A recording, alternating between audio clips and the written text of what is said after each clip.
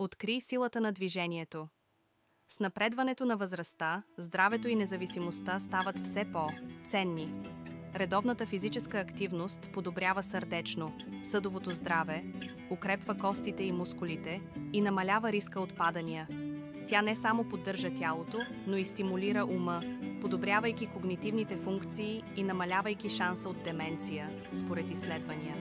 Доказано е, че движението може да намали риска от сърдечно-съдови заболявания с до 30% и да предотврати диабет тип 2 с 30 до 50%.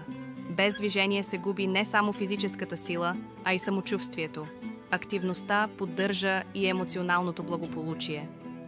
Тя подобрява настроението, облегчава стреса и тревожността, насърчава по-добрия сън и носи радост в ежедневието. Срещите с приятели и участието в групови занимания пленяват духа и създават топло чувство на принадлежност, допринасяйки за по-добро качество на живот. Ако имате желание да опитате, започнете с леки упражнения като разходки, градинарство или танци. Постепенно увеличавайте интензивността и поставяйте реалистични цели, слушайки тялото си. Дори кратките активности могат да внесат огромни ползи. Подпомагат мускулната маса, укрепват костната плътност и намаляват риска от остеопороза. Нека физическата активност бъде пътят към здравословно и пълноценно съществуване.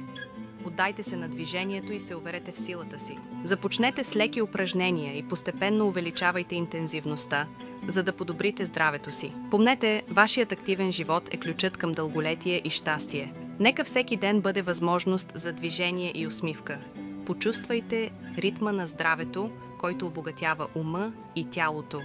Всяка стъпка носи енергия, радост и увереност. Промяната започва точно сега.